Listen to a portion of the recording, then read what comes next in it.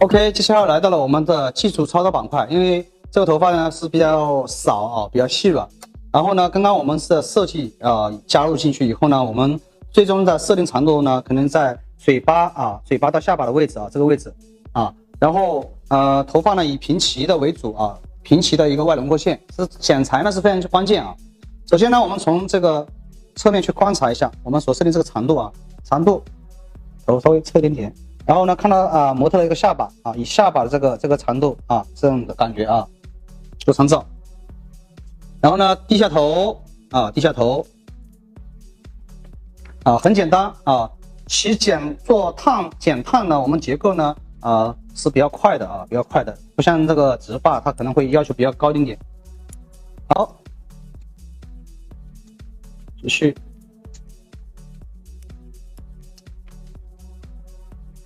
一指位的一个修剪，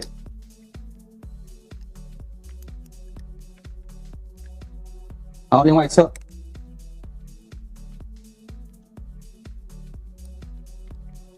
一样的要低下头，好，梳顺，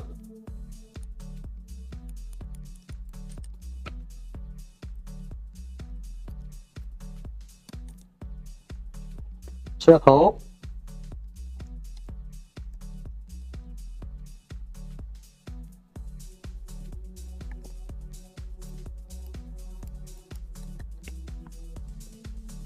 好，我们看一下两侧，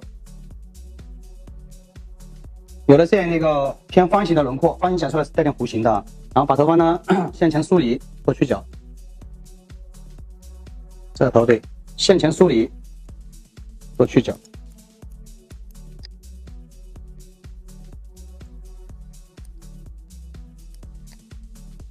去完角以后呢，边缘轮廓会更加稍微干净一点一样的把它往后梳理。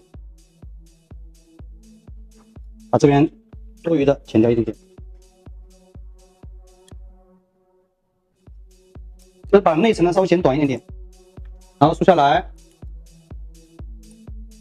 OK， 另外一侧相同的方法，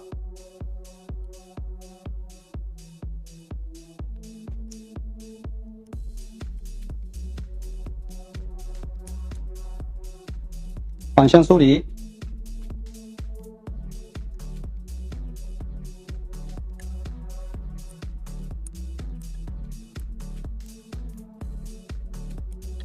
好，梳下来以后看一下，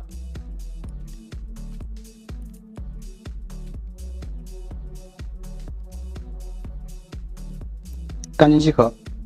然后这个时候呢，我们因为做烫发呢，我们在后部的枕骨的位置呢，稍微的去掉一点角就好了拉到水平高度，去掉一点角，这样你的轮廓呢，烫完以后会更加的柔一点点。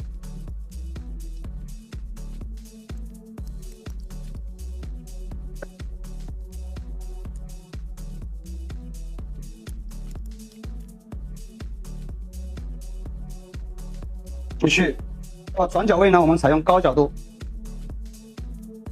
高角度提升，去掉一点角，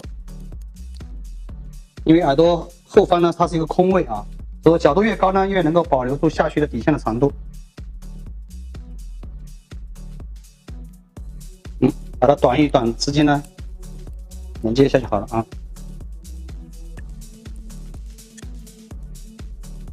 OK。那这样的一个形象就出来了。接下来讲上区，好，一样的稍微低下头一点点，看到内层的长度，自然修剪。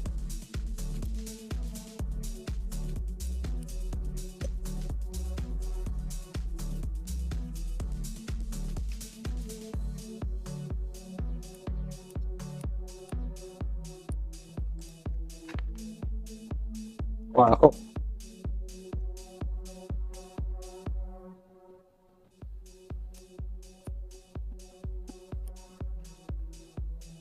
OK， 另外一侧，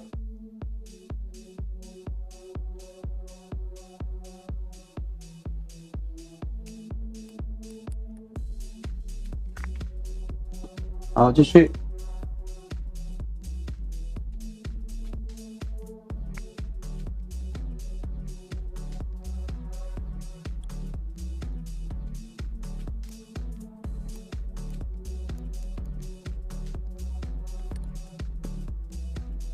好，继续梳到自然垂落，挂耳后梳干净。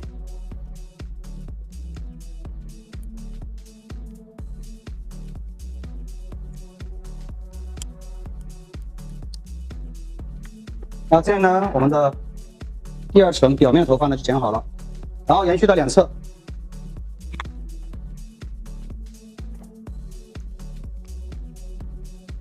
跟到转角位，这时候让麻豆呢要稍微侧头，抬头侧头啊。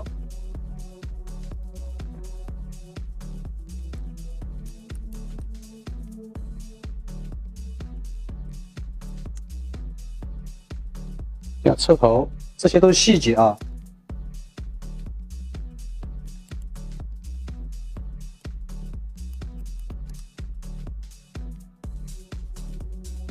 再到耳背，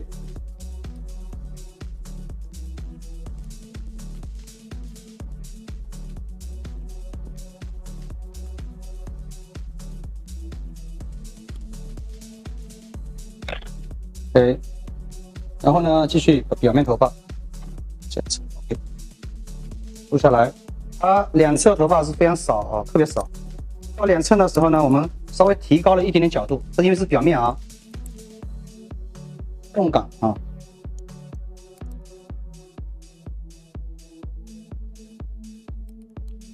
好，另外一侧 ，OK， 现在我们到另外一侧啊，拉力要轻啊，拉力要轻啊，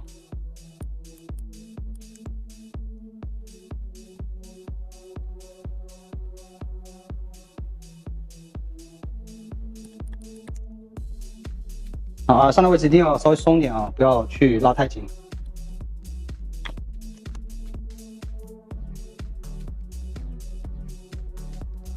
到表面的头发呢，稍微在两侧呢稍微拉起来一点角度啊，我们做烫发的啊，制造一些动感。一下两侧的长度，然后再剪到前面，看一下两侧的这个平衡感啊。那后区呢？我们也要做去角，拉起来，反手下压，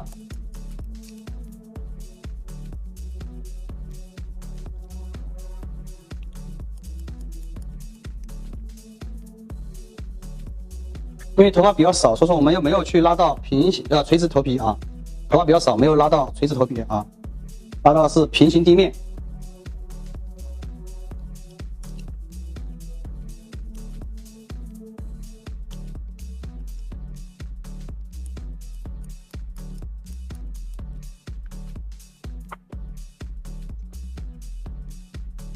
基本上啊，已经快好了，一样的前后衔接，这样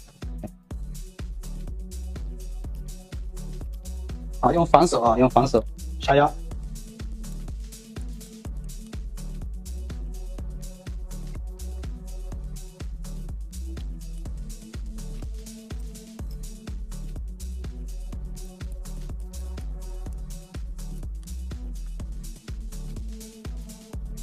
好，基本上啊没有问题啊，没问题。然后呢，左右两侧把它向后带，头顶最表面头发向后带，左右衔接一下，啊，向后带，左右衔接一下啊。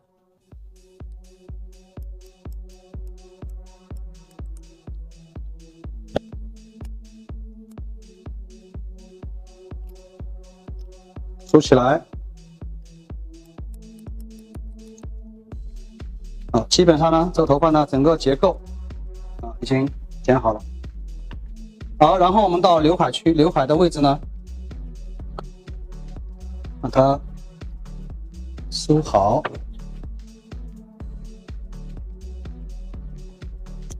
两侧呢，现在大致剪一下，它前面最终的长度不会变啊。然后我们采用高角度。把这个角去掉点。脸型窄的人啊，这个位置不要太长；脸型宽的人，这个位置长一点。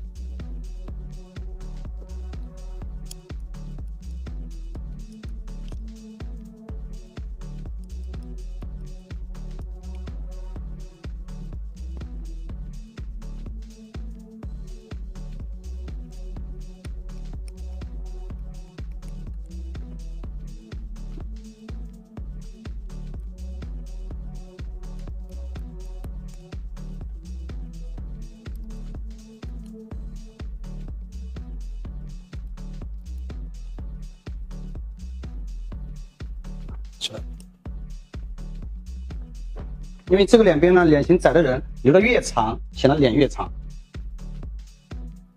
就说剪头发呢叫因人而异，对吧？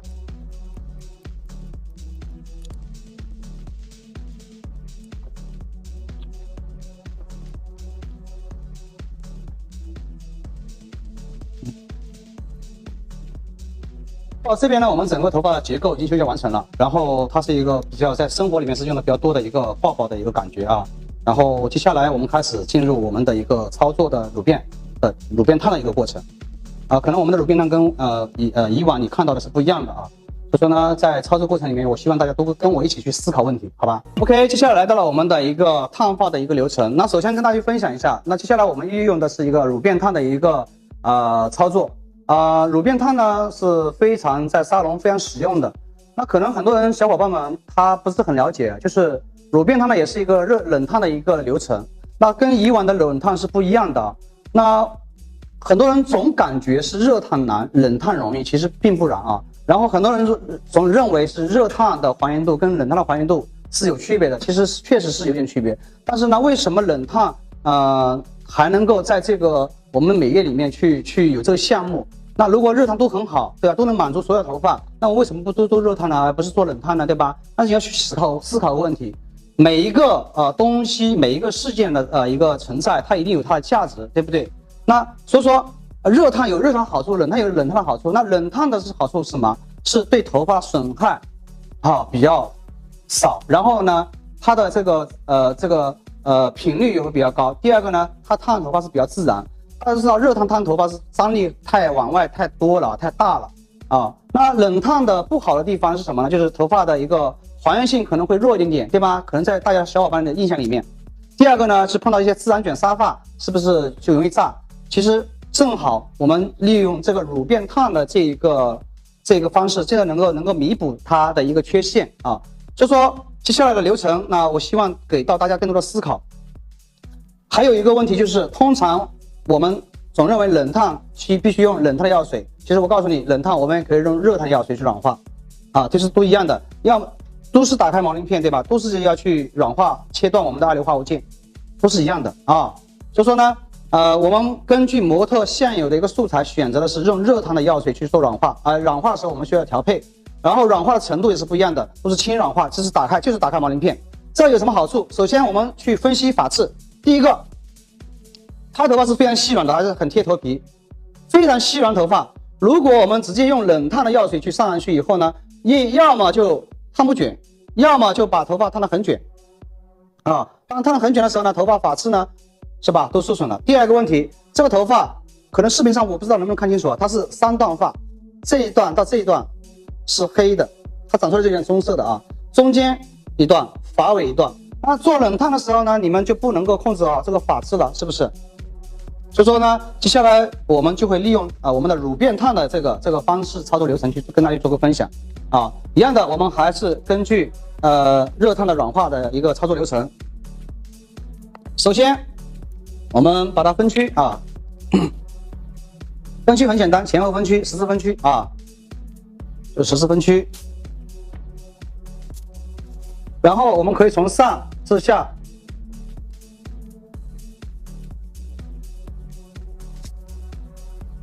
控制好你想要的一个烫发的一个纹理感。那这个头发呢，它是烫的是一个抱抱但是我们不要只烫一个抠 C 型这种这种头发说实话我不大喜欢。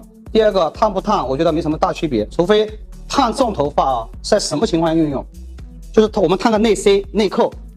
这种头发通常我们用在哪里呢？头发它本身量很多，或者沙发，或者带点自然卷。因为这种头发客人的烦恼就是头发量太大太多不顺。因为我们所有的头发烫头发都是为了去满足客人的需求。想想看，这个模特他的头发很少，对吗？又很贴，如果你只烫个内扣，你觉得好看吗？满足他的要求了吗？再加上我们在刚刚所设计的时候都是不一样的好，接下来我们开始做软化。当然我们没有直接去拿原剂去涂我里面加了水当然根据每个发质的水分的加水的量是不一样的就是打开毛鳞片，那说法很多，有的人叫破冰啊，又是这个那个的，对吧？其实它就是很简单，就是打开毛鳞片，就是让头发呢先把毛鳞片打开，让我们等会儿我们再用非常柔和的药水啊，等会儿我们再用这步软完以后，冲水冲完以后再就多一步啊，但是多一步在后续的流程上会少很多啊，不用去加热啊，不用去加热。打开毛鳞片这步。如果碰到发尾很受损的话，我们可以在发尾的位置呢稍微刮掉一点点啊，涂抹的药水的量呢不要太多啊就可以了。当然，如果我们碰到一些头发很受损的，那我们的加的这个比例呢，水分呢可能更多一点点。还有一个呢，就是碰到头发有点丝阿发、丝软卷的，我们也可以用这个方法去做，先做软化，软化完以后，然后先去夹，夹完以后再用乳变的方式去做，啊，效果是很好的啊。让热烫呢有热烫的好处，乳变有乳变的好处。那冷烫呢，它的缺陷呢，我们就可以通过乳变的方式这个方法把它弥补了啊。当然在视频里面呢，我尽可能做的简单一点点，让你们看得明白啊。细节呢我今年能讲到的就讲啊。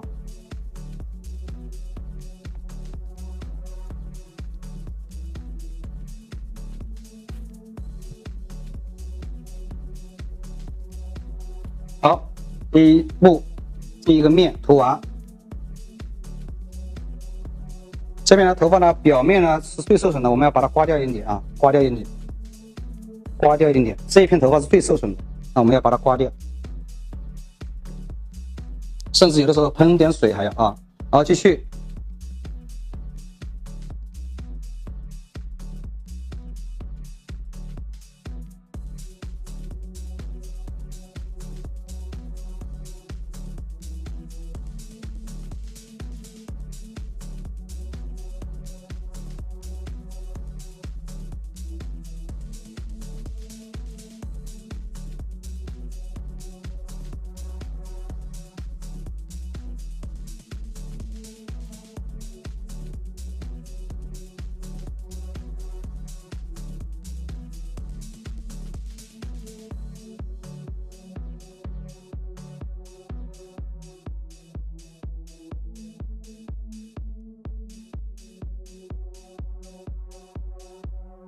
就是跟平时做热烫的刷法是一样的，只是我们在药水里面调配的比例不一样啊。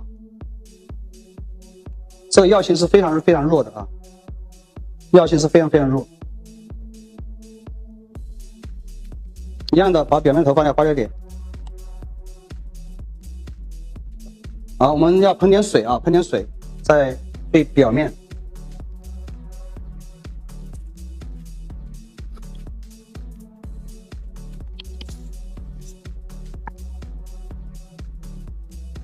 所有的一切都是围绕着质感。在我们商业乳变烫的时候呢，我们追求的核心，第一个叫设计，啊，就教会你如何设计；第二个呢，就是教会你如何控制质感；第三个核心的理念就是教会你如何通过设计以后，通过某种方式去排杠，啊，形色质嘛，质感很重要，形也很重要，对吧？好，继续。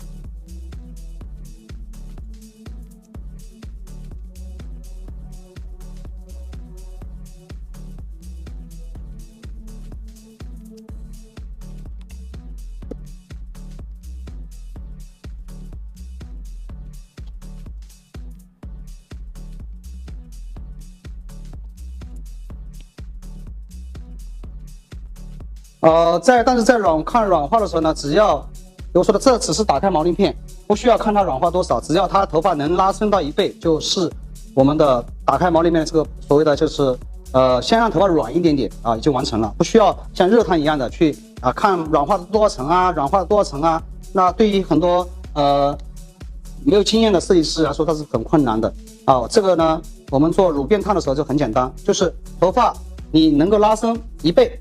就冲水了，冲水直接我们进入第二个流程，就卷杠啊。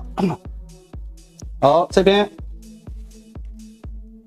操作流程很简单啊，我们所有的课程的设计都是以好复制为主，然后呢也是根据我们在沙龙碰到各式各样的一个情况啊，对吧？法制啊，我们去延伸的啊。我们没有去直接拿黑头发去烫，对吧？啊，直接是啊，等会儿还刚刚在另外一个视频里面，你也会看到做过这种每次都做盖色的，有白头发的，对吧？发量超级多的啊，像这种头发是比较细软的，怎么烫，对吧？超级多的，然后每次都染颜色的啊，这个周期很短的人怎么烫，对吧？这些呢都是沙龙其实存在问题非常多的一个客户人群。你说拿个黑头发老是烫来烫去有什么好烫，对不对？不用学都能烫。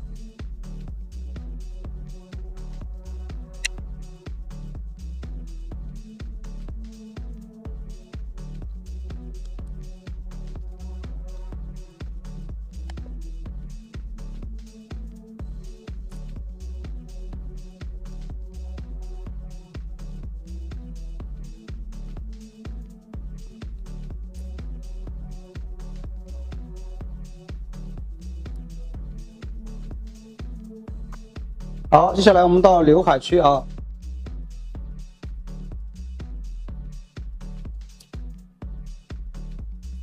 好，到刘海区。刘海区呢，它有点分缝，是吧？我们呢，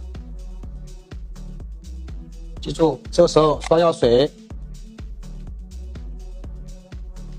高角度，记住高角度提升，高角度提升。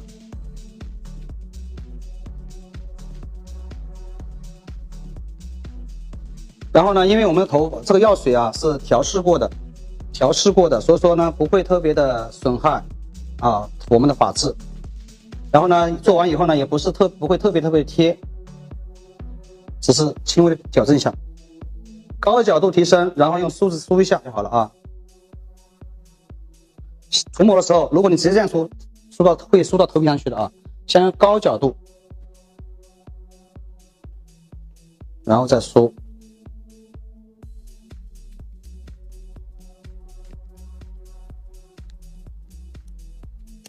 去啊，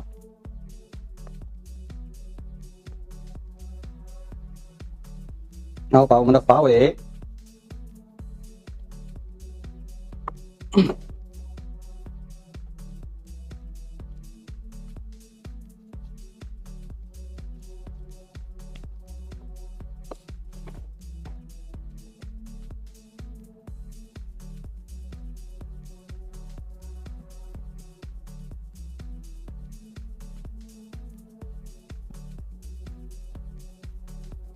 好，然后这个表面头发看一下，哎，我们要喷点水。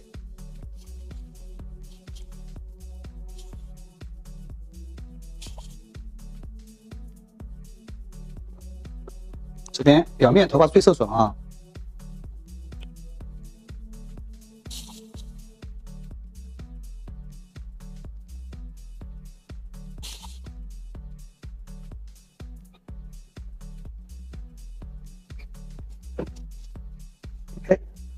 这个时间没有固定啊，可能5分钟，可能8分钟，可能最多是15分钟啊，最多15分钟就完成了。就是这样的一个流程，刷完以后呢，然后你平时在门店的时候，只要拿2、3根头发去拉伸，能拉出它1倍长，很轻松的拉出来就好了，不要去看它什么状态啊，就是头发能够拉伸就可以了啊。那 OK， 那经过差不多10分钟然后我们开始去拉一下，延伸一下啊。我们这个头发它表面是特别，因为它的头发是细软发，表面特别受损的啊，这个位特别是发尾特别受损啊。然后呢，我们先找到中间这个头发，我们去拿到几根头发去拉伸一下，你看现在就可以什么拉到差不多1倍啊，然后几个地方都要拉一下啊，都拉一下，只要有1倍，能够拉到1倍就可以了。OK 啊，没有问题的啊。这个时候呢就是我们的这个打开里面这个流程就完事了，不要看它软化啊，不要看它软化多少层啊。然后接下来就是用冷水去冲完水以后啊，你的客人回到座位就开始去卷杆子了啊。谢谢大家。把这个头发冲干净以后呢，就来到我们的一个卷杆的流程。那在卷杆的时候呢，我们在这里面就是头发要去做一个乳变的一个过程。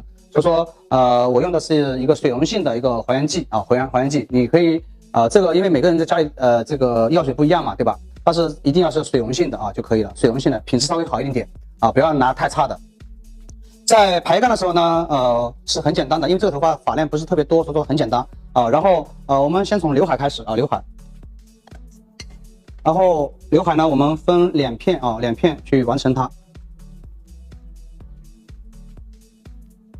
然后去涂抹LPP。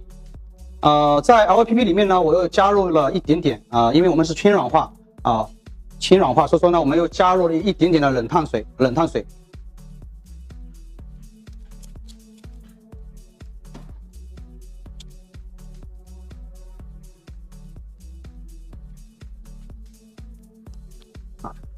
其实这个只是一个演示，因为根据不同的发质呢，它的一个操作流程呢是有点不一样的。例如碰到自然卷了，那自然卷的头发呢，我们最起码要软化到80%，然后软化完以后呢，还要用夹板去夹把它盖顺以后呢，然后我们还要去再去涂抹那这个时候在里面就不需要去加入一点点药水了，直接用 LPP 加水直接做乳变了因为软化我现在是轻软化，不是重软化，所以说呢，在这个里面呢又加入一点点的药水就2次让它软化。这样的话，我们的药水都是很柔和的，很柔和呢有什么好处？就是对头发的损伤度就降到了最低。这是非常重要的就是我们烫头发一定要保证质感没有质感别谈什么型型没有的然后我们接下来来到后区因为两侧头发它表面头发是比较受伤比较严重的，所以说呢，我们是从后区开始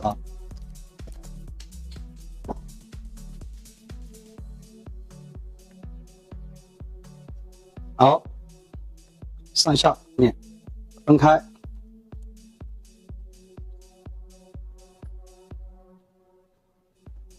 接下来我们用三角发片，因为这个头发呢，它不是特别多所以说呢，在裁剪的时候也没有用到多分区裁剪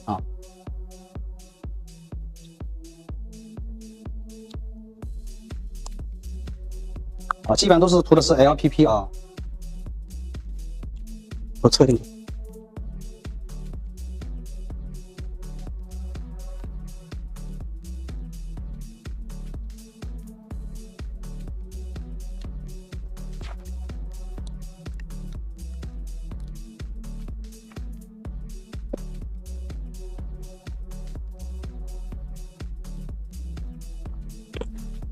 太慢。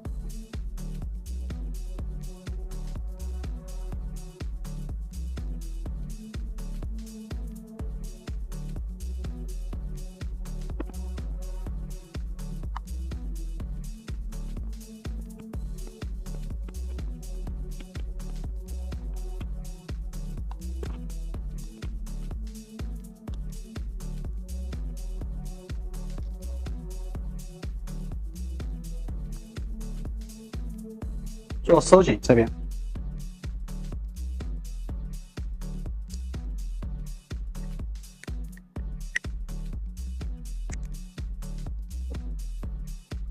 继续。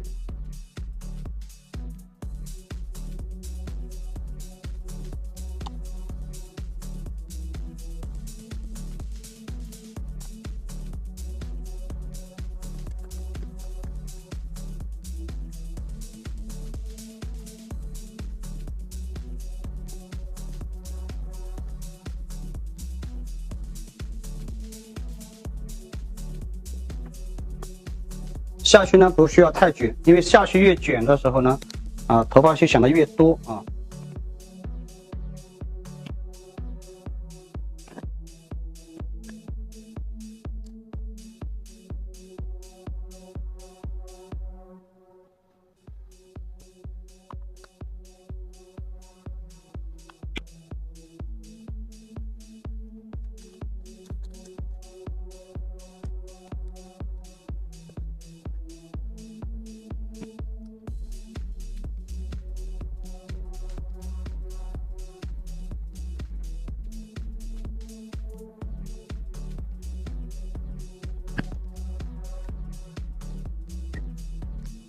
OK， 另外一侧。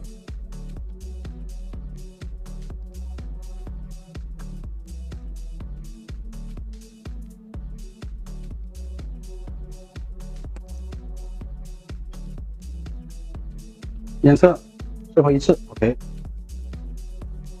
斜线前，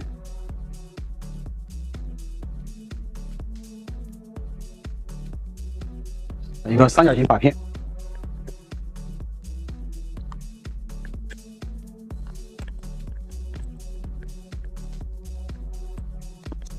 收一点点，对。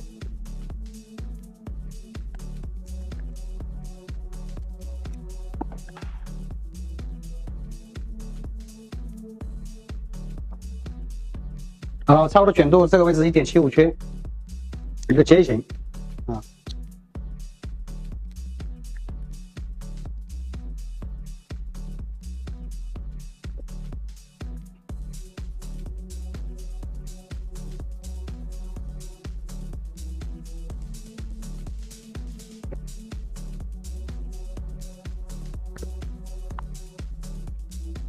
当爆爆头呢，最怕的就是把头发炸起来。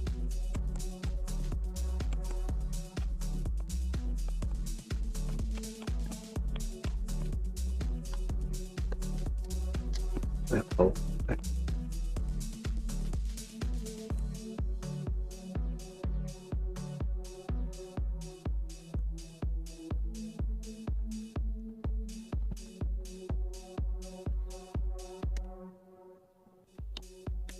碰掉。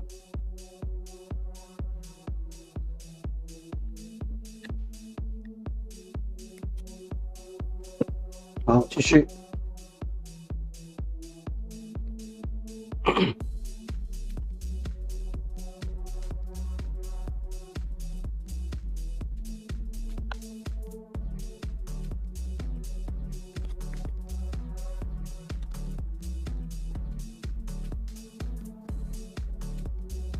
角度低呢，稳定性更强；角度高呢，散落感更强。啊，散落感。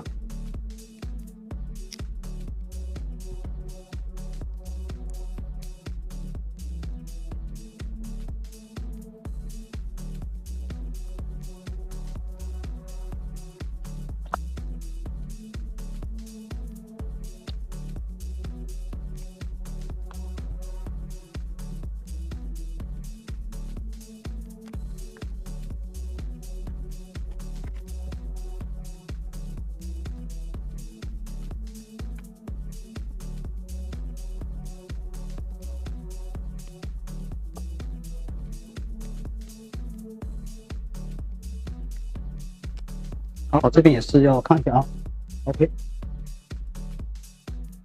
然后到我们的两侧，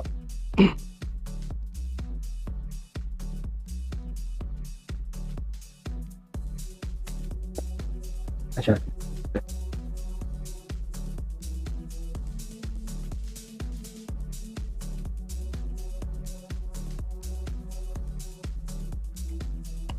两侧呢，采用一个 O 型的排杠。理念，因为两侧头发特别少，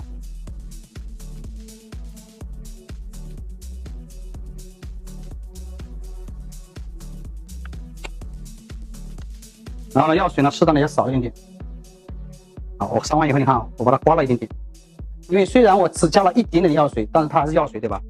所以说呢，这边呢，药水的量控制好，这边呢还是往上。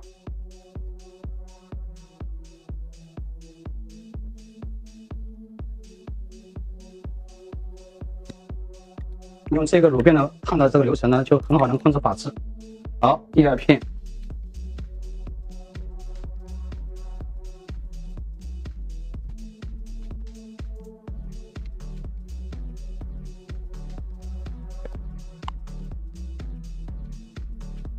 这边呢，我们采用向下交错的一个 O 型，往上往下是一个 O 型啊，这样它的空间感就大一点。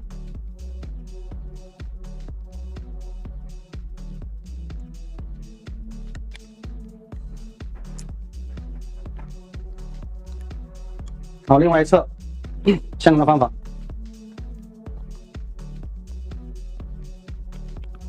不透不均匀以后，用手去把它再刮掉一点，啊，这是一个细节啊，刮掉一点。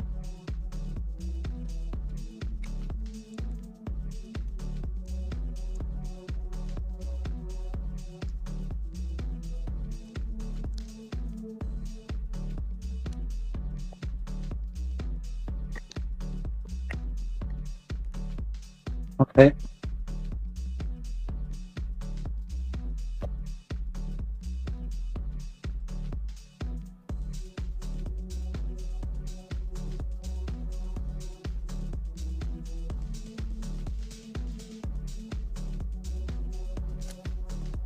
抬杠的方式有很多，是根据每个客人的素材不一样去选择的。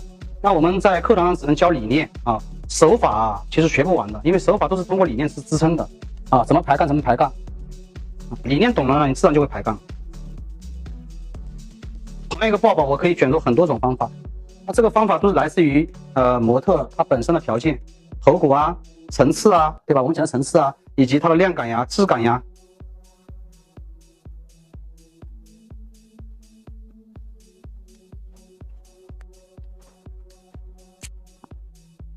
OK， 两侧一致。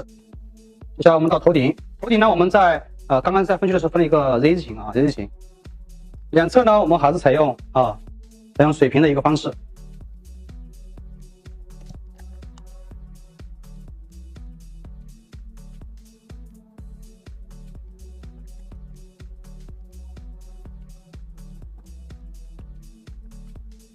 半重叠的啊，那个纸长的面积也。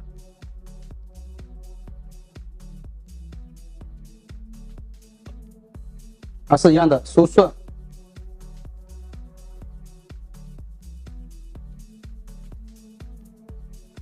把尾呢量呢一定要刮掉一点，然后用单抛边的方式，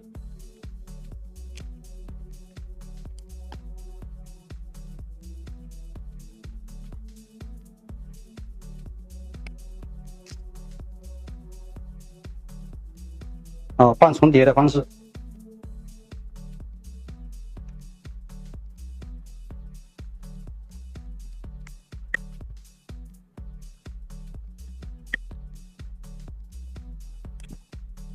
记住啊，拉力一定要轻。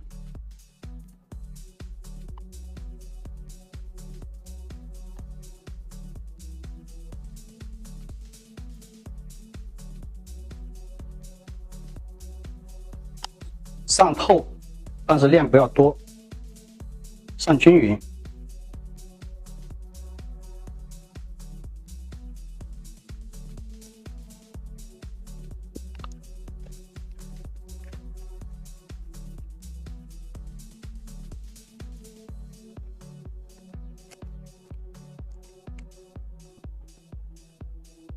OK，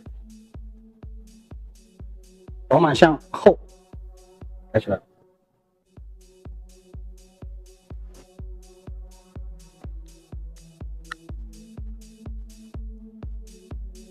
好，接下来我们到后部区，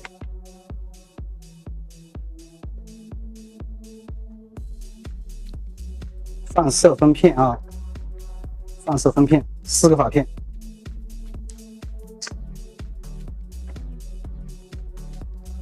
这要观察一下你每个发片的一个厚薄度是否均匀。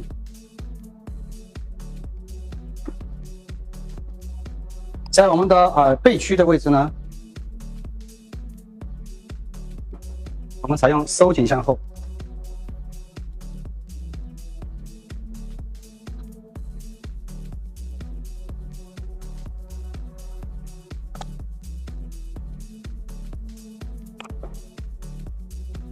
这个位置不能太鼓，鼓起来就不好看啊。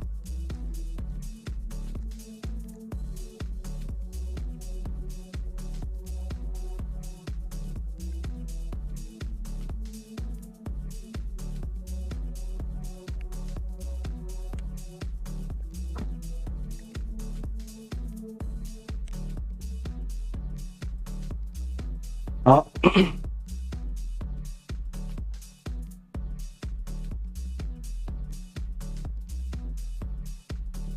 后面呢，采用垂直，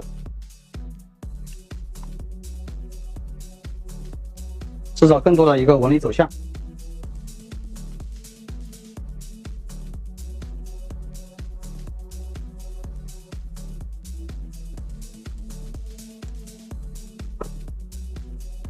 同样的量不要多，刮掉。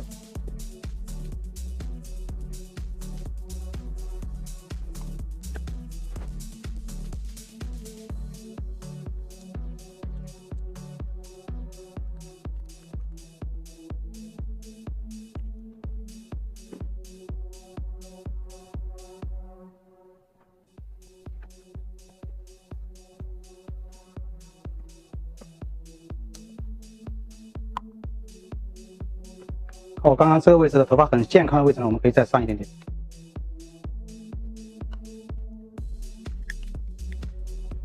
当然，我这边刚刚没有去做一个打开毛鳞片的一个流程，所以说这个位置你就是靠头皮卷，它也不会卷的啊。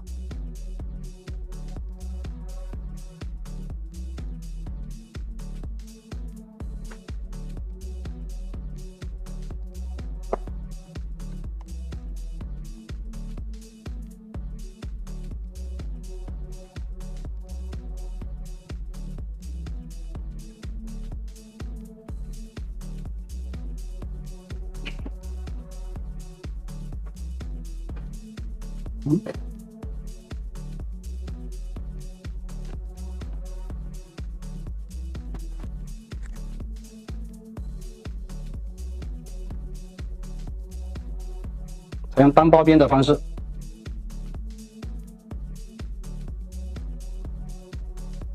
低一点点 ，OK。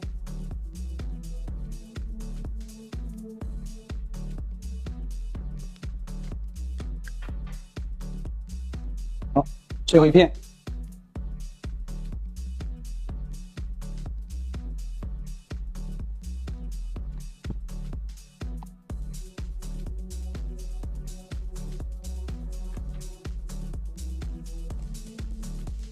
这样还有什么好处呢？因为我们先上药水再去卷干呢，这样的话，如果用冷烫用这种高状的呢，它前后的时间落差点呢也会大大的一个把它这个弥补掉啊。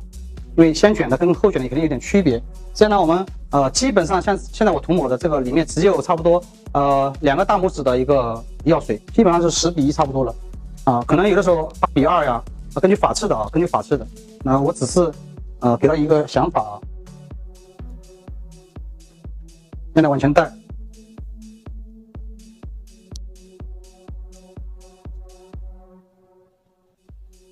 收紧向后，这个呢就是我们的一个排杠。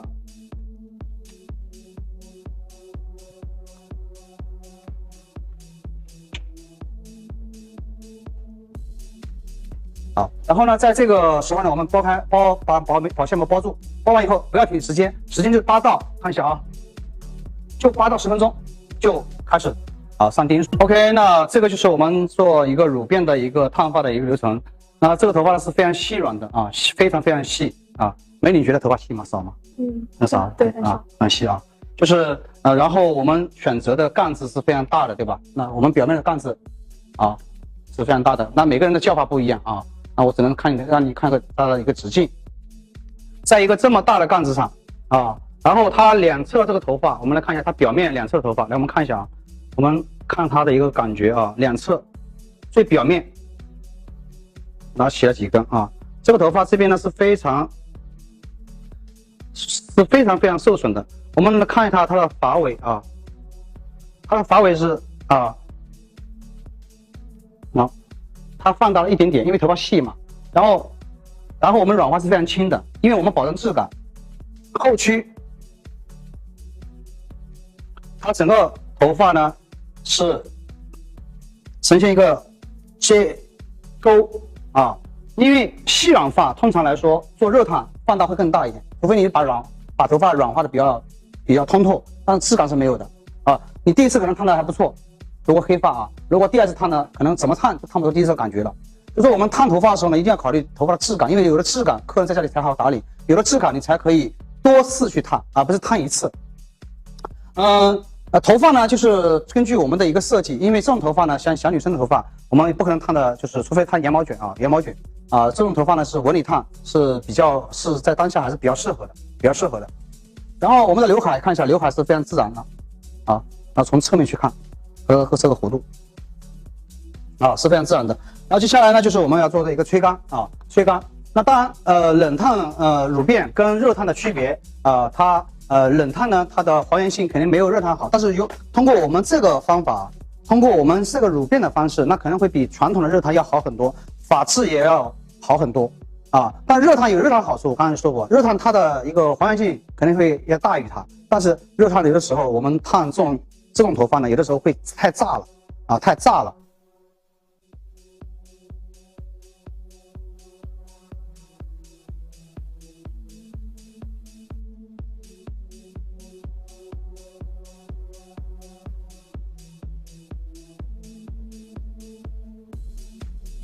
OK，那这个头发呢，就是刚刚你在湿发的时候也看见了，然后这个是因为湿发呢，它之前没有做颜色，然后烫完以后又做了一个颜色，做了一个颜色。现在你们大家看一下啊，看一下就是它的一个感觉，我们自然的去吹干在吹干之前呢，稍微打点泡沫发蜡就可以了啊，泡沫发蜡，然后自然的去吹干，然后看一下这种很松散的，看一下后面，给大家看一下。整个底托呢，它是一点点往外翻的。那从侧面去看，整个底托它是一点点，是不是往外翻的然后上去呢带一些波纹这个时候呢，你要凌乱的慵懒的，你就这样。如果你需要一些规则的，那就把它上面梳顺一点这边也是这边还有点湿没关系这不影响效果。就是特别的凌乱的。然后我们从前面去看，现在你去看一下这种看起来比较洋气高级刘海呢，我们也烫了一下，刘海还满意吗？刘海感觉还可以，挺好的